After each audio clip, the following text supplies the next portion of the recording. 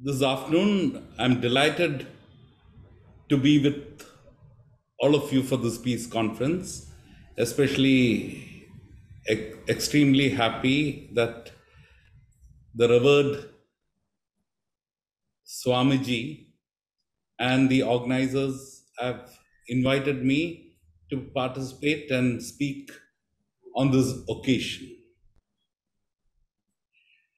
Today, I would like to give you a brief background about the history of peace negotiations. As you all are aware, knowing the history behind any subject will give you a completely different perspective of any matter. Suppose you want to go from Madurai to Chennai.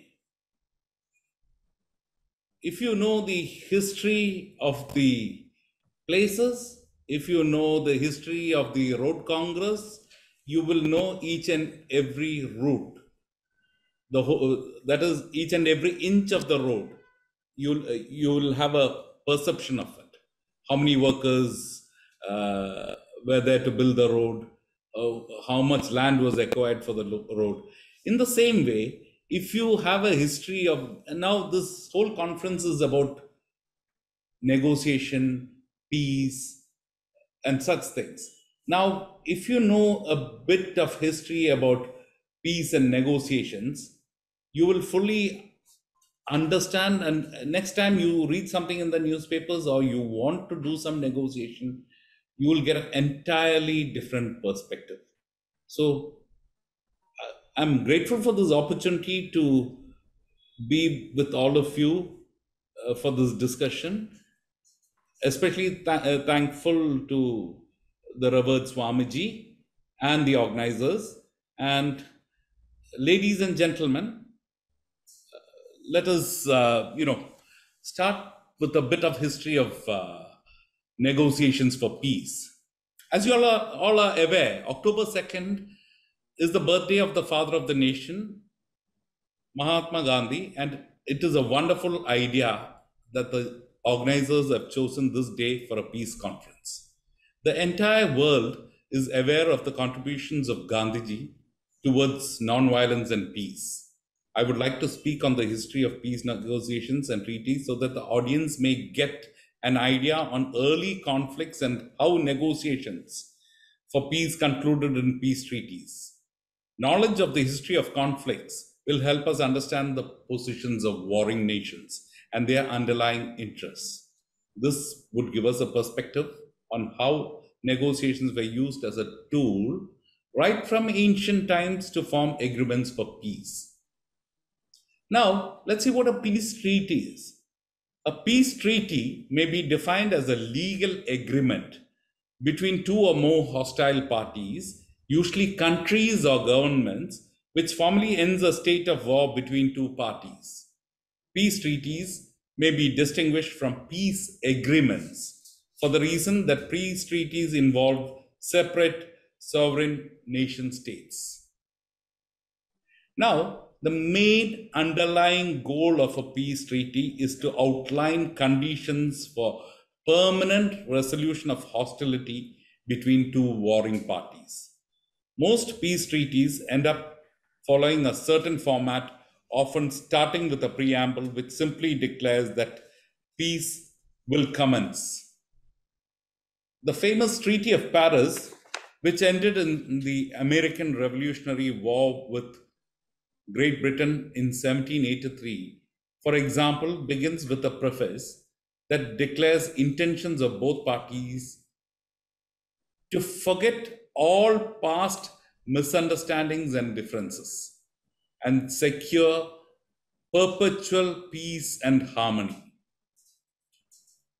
In another case, the Israel-Jordan Treaty of Peace signed in 1994, it includes a preamble which declares termination of the state of belligerency between the two nations. As you all know, the meaning of belligerency, a state of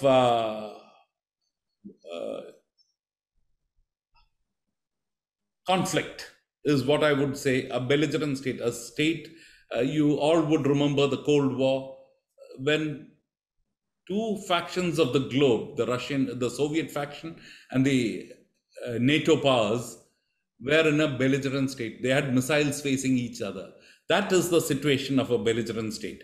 So, likewise, the Israel-Jordan Treaty of Peace signed in 94 includes a preamble which declares the termination of the state of belligerency between the two nations.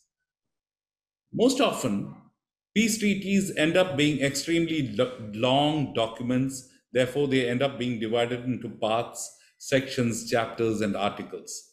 A less complex treaty, however, was the Treaty of Portsmouth in 1905, which ended the Russo-Japanese War, which had no parts or sections, but just 15 articles. Again, another important component of a peace treaty are the signatories, which showcases the conflicting parties' willingness to abide by the document. This is followed by a full ratification process which enacts the treaty as law. In the United States, the US Constitution specifies that the US Senate must agree to ratify the treaty, even though the US president is the person who's allowed to be a signatory. So you must understand the US stipulates that even if the president who's a signatory has signed it, it has to be ratified by the Senate. As a result, United States is a signatory to many treaties that have not been ratified. So you have to be careful. Have they got signing power? That is one question you need to know about, or the next time you'll be aware about. Now, let us see what happens when one party violates terms of a peace treaty.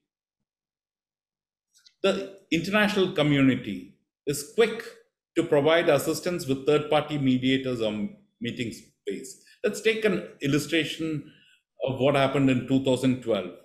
Israel had accused Egypt of violating the terms of their 1979 Sinai Peace Accords. A third-party mediator from the United States met with leaders of the nation to discuss the dispute. Another recourse that can be resorted to is to issue sanctions against a violating party in hopes of deterring future violations. So what you must understand is, if a party violates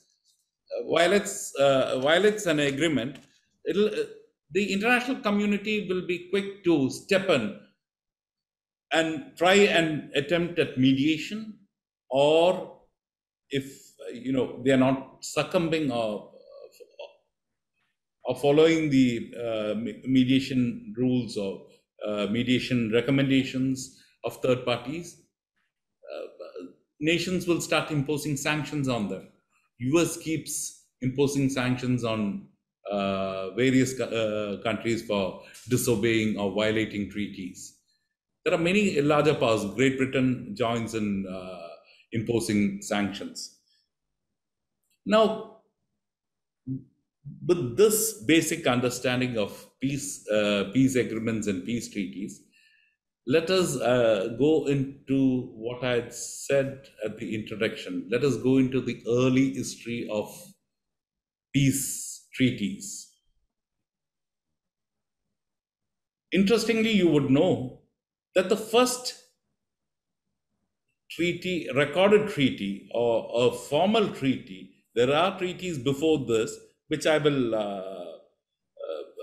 explain or which I will discuss. But interestingly, Ramesses II, or known as the Great, the Pharaoh of Egypt, who ruled Egypt for 67 years, between 1279 and 1213 BC. You must realize that there is no ancient site in Egypt which does not mention the name of Ramesses II and the account of his victory at the Battle of Kadesh in 1274 BC. That is legendary. So, among his greatest moments as the king or pharaoh of Egypt is not an act of war, but one of peace, the signing of the first peace treaty in history. So, all of you must remember that the first peace treaty in history was signed by Pharaoh Ramesses II in 1274 BC, and this signing of the first peace treaty, it is so important that that is the uh, origin of various warring nations signing treaties. So while there does not exist an earlier treaty, any other recorded earlier treaties, there is also, we have to learn of the Treaty of Missilim. That is a treaty between the Mesopotamian cities of Umma and Lagash, dated 2550 BC. That is again 1200 years before the Treaty of Kadesh. Scholarly consensus rejects this as an actual piece of treaty and defines it as a treaty of delimitation, meaning a treaty which sets borders or boundaries. For cities to have borders or boundaries. Now, the interesting part about the Treaty of Missilim is that it is not a. See, I was talking about the Treaty of Kadesh as the actual recorded first treaty, but Treaty of Missilim is actually not a written agreement. It is not a written agreement between two rulers, but it is written and shown as if it is an agreement between two gods. That is God Umma and God Lagash. So there's a lot of uncertainty about what or who brought about this document. Whether the rulers referred to the gods of Umma and Lagash, but it is as if two gods are signing the treaty.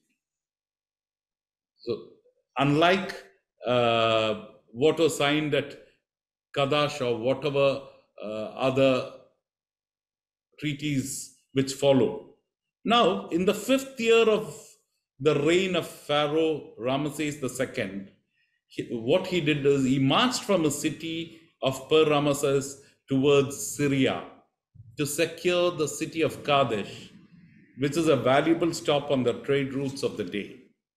The Hittite king, Muwatalli II, had been making regular incursions into Egyptian territory for some time, and having now fortified Kadesh, had become more of a threat than a nuisance to Ramesses II. So, young Pharaoh Ramesses marched from his city towards Kadesh. Ramesses II claims a great victory at Kadesh and had a scribe. Those days, Egyptian pharaohs and Egyptian nobles had scribes moving around with them to record, whatever edicts they wanted to give. Yeah, you would all recollect in the movie, The 10 Commandments, the famous movie 10 Commandments, how Pharaoh Ramesses, gives his edicts. After when the edict is given, it will be there will be a roll of drums, and as soon when the edict dictation is over, he will say, "So shall it be." That means that is an edict. So Ramesses II, after claiming this victory at Kadesh, had a scribe taken down his account of the glorious. That is Ramesses' account of the glorious battle.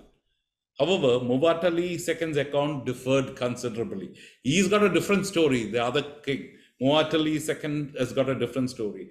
Most notably is that he set down Kadesh as a Hittite victory and not an Egyptian victory.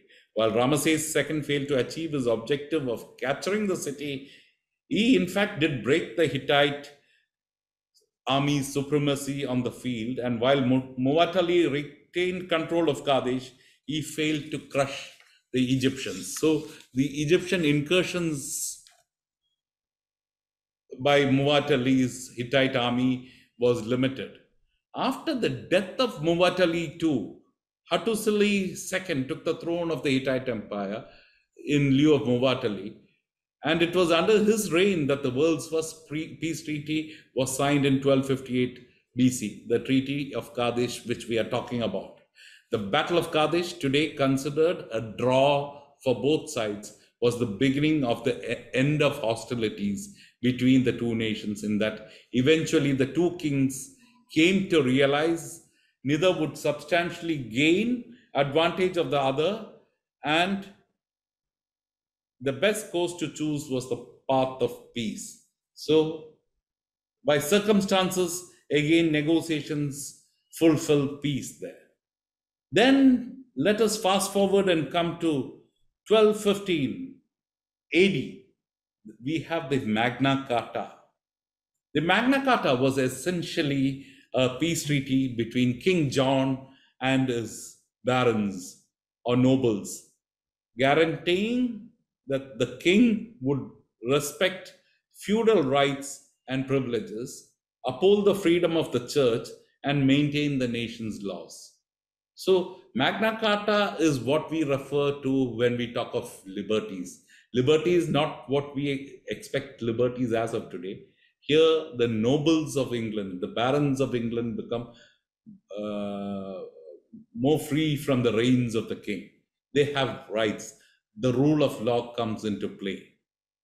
The king could not chop off somebody's head without a trial.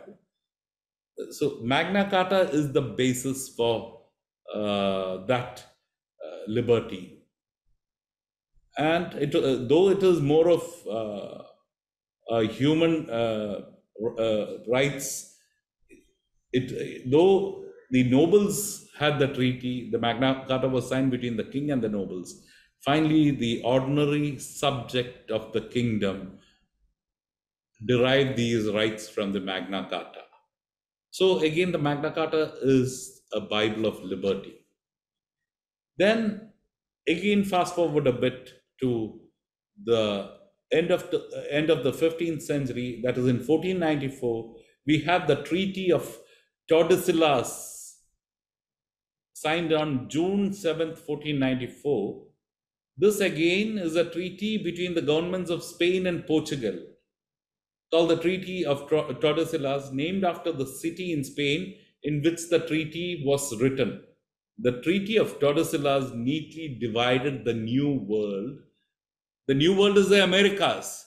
It divided the New World between the two superpowers. Who are the superpowers? Then in 1494, the superpowers were the two European kingdoms or countries of Spain and Portugal. Spain and Portugal divided the New World by drawing a north to south line, just like, taking a knife and cutting it down, of demarcation in the Atlantic Ocean, by which all lands east of that line were claimed by Portugal. All lands west of that line were claimed by Spain. They just divided the Americas in the Atlantic Ocean. Interestingly, Spain and Portugal adhered to the treaty without major conflict between the two, although the line of demarcation was moved an additional 270 leagues further west in the year 1506. The treaty was signed in 1494. They moved it a further 250 leagues to the west in 1506, which enabled Portugal to claim the eastern coast of what is now Brazil. So if that was not removed to the west, Brazil would have gone to Spain. Now the results of this treaty are still evident throughout the Americas today. For example, all Latin American nations are predominantly Spanish-speaking countries, with the sole exception of Brazil, where Portuguese is the national language. So they are colonial rulers, like India had England as its colonial ruler, and that's why English is spoken here instead of Portuguese or Spanish or German. We have English because English were the colonial rulers under the imperialism of Great Britain. Now, Spain and Portugal were the only signatories of the treaty because at that time there were only They were the only European powers to establish a presence in the Americas. More significantly, however, the Treaty of Tordesillas, which we are talking about, completely ignored the millions of people already living in established communities in the Americas. There are the Incas, there are the Mayas, all those civilizations were living in the Americas, but Spain and Portugal, they are not bothered. They don't even consider themselves as those people as human. They just divided the Americas east and west and took over the thing.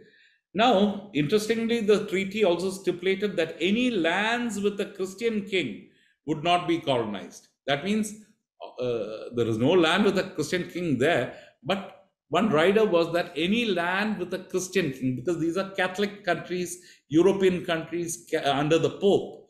For them, proselytization or evangelization was one of the key elements. So any country with a Christian king would not be colonized. During that time, Christianity had not spread broadly in the Americas. This meant that unless the land was already claimed by a Christian European ruler by the terms of their treaties, Spain and Portugal could claim practically any land they managed to conquer in the Americas. What was the result of this peace treaty? These conquests proved disastrous for civilizations such as Inca, Taino, and the Aztecs and the Mayas. Again, fast forward 200 years, let's go to 1648. We have the Peace of Westphalia. The Peace of Westphalia, signed in 1648, ended the 30 and 80 years wars. The concept of state sovereignty, mediation between nations, and diplomacy all find their origins in the text of this treaty, written more than 370 years ago. This peace, which was actually made up of two different peace conferences, was the first attempt at modern international diplomacy and formally solidified the beginnings of religious toleration from a political perspective. The 30-year war was a conflict between feuding Catholic and Protestant estates within the Holy Roman Empire, which gradually evolved to become a conflict involving most of Europe. Now, the Peace of Westphalia, as it's called, also ended the 80 Years' War, which raged from 1568 to 1648. It was fought over the Netherlands' desire for independence from Spain. Netherlands was under the rule of Spain. So this war was for independence of Netherlands from Spain. So there was a 12-year truce, a ceasefire agreement between both sides, which proved to be short-lived. Fighting resumed in 1621, and from then on coincided with the 30 Years' War until both wars ended in 1648.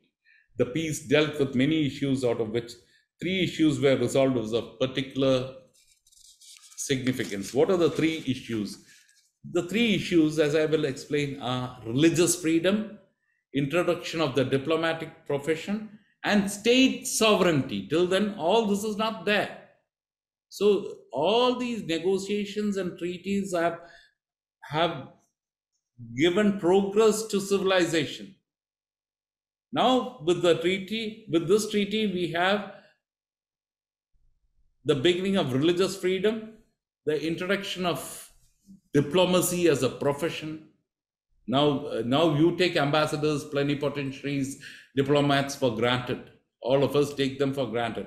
But it is because of this treaty that the profession of diplomacy was introduced. Then you also have state sovereignty. Before that, it was the supremacy of the Holy Roman Emperor. Now you have state supremacy. So let's understand what religious freedom was all about.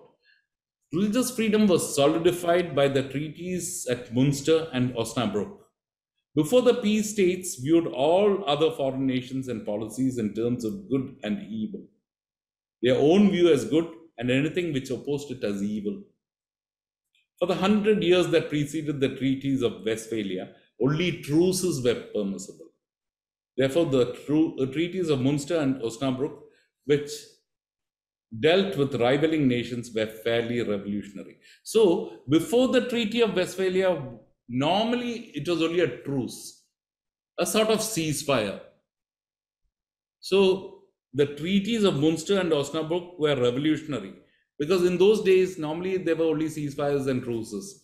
And this, being a treaty, was a revolutionary thing.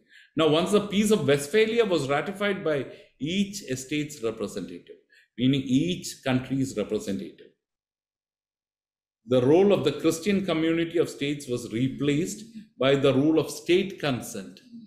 You must examine and understand that the role of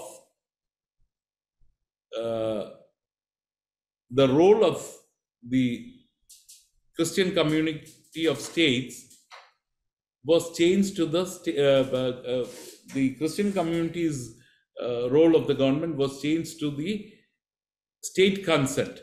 This treaty completely changed the relations between church and state and established a new precedent whereby states would become sovereign entities, immune from the political pressure from any church. Conversely, since the peace's adoption, Catholics, Lutherans, and Calvinists could practice their faith without any serious intrusion from the emperor. Emperor means the Holy Roman Emperor. So that is as far as religious freedom came into being because of the Peace of Westphalia. Then we have the introduction of the diplomatic profession. So before 1648, war was the accepted means of policy changes. It was the legitimate form of solving conflicts before the peace.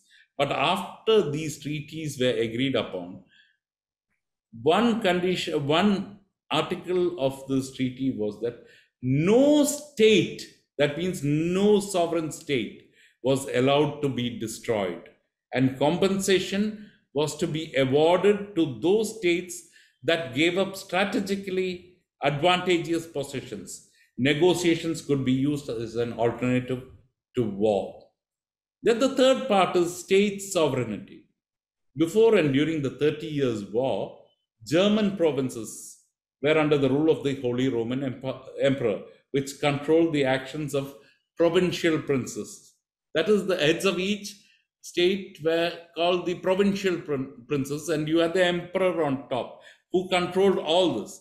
The Peace of Westphalia Peace Treaty is known as Peace of Westphalia. The peace in turn gave the princes many rights which were previously held only by the emperor. They could ratify peace. What could the princes now do? They could ratify peace treaties, levy taxes, and declare war. And most significantly, war could not be declared by the emperor without the consent of these provincial princes. Many scholars believe that since the settlement at Westphalia, diplomats and those in combat sought victory less and the achievement of favorable peace more. So this was a change from previous medieval political thinking, which centered around a system based on obedience to a central hierarchy, the emperor, to a more modern system wherein leaders recognized the sovereignty of each state and the ability to utilize diplomatic recourses before resorting to war. Now, that was a very important treaty which we had discussed. Now, again, let's go 200 years, 150 to 200 years further. In 1781, what happened? We have the Treaty of Paris in 1781. In the fall of 1781, that is the autumn of 1781, American and British troops fought the last major battle of the American Revolutionary War in Yorktown, Virginia. A combined American and French force led by George Washington. All of you must have heard of George Washington. He was the first president of the United States. He was a founder figure of the United States of America. And the French general, Comte de Rochambeau, completely surrounded and captured British General Charles Cornwallis and about 9,000 British troops. They were surrounded by the French and the American troops during the siege of Yorktown. So, after Yorktown, Continental Congress who was the government of the 13 colonies of America, appointed a small group of statesmen to travel to Europe and negotiate a peace treaty with British. So in 1782, the newly elected British Prime Minister Lord Shelburne saw American independence. You have to be careful how Lord Shelburne saw American independence as an opportunity. Lord Shelburne, saw this demand of independence by the Americans as an opportunity to build a lucrative trade practice, a trade alliance with the new nation without the administrative and military costs of running and defending the colonies. So he thought like a trader. British interests were commercial. But if you have to have a colony, there is a cost of administration, there is a cost of military, there is a there's cost of ruling the country, of running the colonies. You have to collect the tax, all efforts. But in trade, it is a straightforward deal.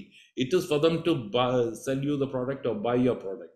So Lord Shelburne saw this as a business opportunity, and the treaty was signed by Franklin, that is Benjamin Franklin, Adams, and Jay, which was finalized on September 3rd, 1783, and ratified by the Continental Congress on January 14, 1784. So, though the Treaty of Paris formally ended the War of Independence between America and Great Britain, tensions continued to rise between the two nations over issues that remained unsolved by the treaty. So, this treaty, even though ended the war, didn't resolve all the problems. So in 1795, John Jay, one of the signatories to the treaty, returned to Europe to resolve these issues with Great Britain. The resulting agreement, known as Jay's Treaty, helped to delay another costly war between the two countries. Then, again, 100 years later, we have the Congress of Vienna. Emperor Napoleon was defeated in May 1814, and Cossacks marched along the Champs-Élysées into Paris. The victorious great powers of Russia, Great Britain, Austria, and Prussia invited the other states of Europe to send plenipotentiaries to Vienna for a peace conference. At the end of the summer, emperors, kings, princes, ministers, and representatives converged on the Austrian capital, crowding the walled city. The first priority of the Congress of Vienna was to deal with territorial issue and a configuration of German states, the reorganization of Central Europe, and territorial transfers in Scandinavia along with the borders of Central Italy. Though the Allies came close to blows over the partition of Poland, by February 1815 they had averted a new war thanks to a series of adroit compromises. So again, negotiation comes into play. These compromises are all part of negotiation. Negotiation for peace is what I'm saying. There had been other pressing matters to settle: the rights of German Jews, the abolition of slave trade, and navigation on European rivers, not to mention the restoration of the Bourbon royal family of France, Spain, and Naples, the constitution of Switzerland, issues of diplomatic precedence, and the foundation of a new German confederation to replace the Holy Roman Empire. So many things happened in the Congress of Vienna. Again, that was a negotiation, result of negotiation. In March 1814, in the midst of all these negotiations, Napoleon escaped from the Isle of Elba, his place of exile, and reoccupied the throne of France. He escaped and went and sat back on the throne of France. The Allies banded together once again and defeated him decisively at Waterloo on June 18th, 1815. To prevent France from ever becoming a threat to Europe, they briefly entertained the idea of dismembering it, to dismember France into pieces and divide it amongst the countries, just as they had done to Poland a few decades earlier. In the end, however, French got away with a foreign military occupation and by payment of heavy war reparations. Napoleon was shipped to St. Helena, a forlorn British possession in the South Atlantic, where he stayed out of mischief until his death. Then, in 1990, you have the important Treaty of Versailles. The Treaty of Versailles signed in June 1990 at the Palace of Versailles in Paris at the end of the World War, codified peace terms between the victorious Allies and Germany. So, in a speech to Congress in January 1918, Wilson laid out his idealistic vision for the post war world. In addition to specific territorial settlements based on an Entente victory, Wilson's so-called 14 points emphasizes the need for national self-determination for Europe's different ethnic population. Wilson also proposed the founding of a general association of nations. Now you can see where the United Nations is coming from. That would mediate international disputes and foster cooperation between different nations in the hopes of preventing war on such a large scale in the future. The organization eventually became known as the League of Nations. Later on, it would become the UN. The European allies imposed harsh peace terms on Germany, forcing the nation to surrender around, after the First World War, Germany was forced to surrender 10% of their territory and all its overseas possessions. These were the reparations they had to suffer. And this was the reason for Second World War. Other key provisions of the Treaty of Versailles called for demilitarization, occupation of the Rhineland. That means foreign armies will occupy Rhineland. Limited Germany's army. They could have only so many standing members in their standing army and navy, forbade it to maintain an air force, and required it to conduct war crime trials against Kaiser Wilhelm II, their emperor, and other leaders for their aggression. Most importantly, Article 231 of the treaty, better known as the War Guilt Clause, forced Germany to accept full responsibility for starting World War I and pay enormous reparations for Allied war losses there. So, with this history, you can see that all these are based on negotiations for peace. Now, from the various peace treaties, we can realize that negotiations in various forms were the game changer throughout. We realize that these negotiations were basically using the approaches. Now, this is where I would, at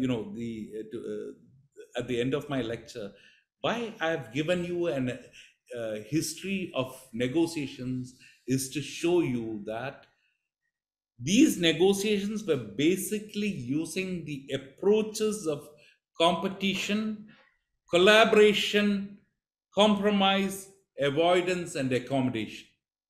So we have, your takeaway from this lecture would be, when you negotiate, whether it is for world peace or a fight between an argument between a husband and wife or with your neighbor, the basic approach for negotiation, and this is a winning formula, if you apply these negotiations with the spirit of collaboration, compromise, avoidance, and accommodation, that would be good diplomacy, would involve negotiation, which would give you lasting results. The disputants should examine the root of the problems, be empathetic, and collaborate with their opposite side to find creative solutions acceptable to everyone. Now, this formula should be the basic guideline for negotiating for peace. Thank you so much. And I enjoyed this time with you, and I'm grateful to the organizers, especially Swamiji, for inviting me to speak. Namaste.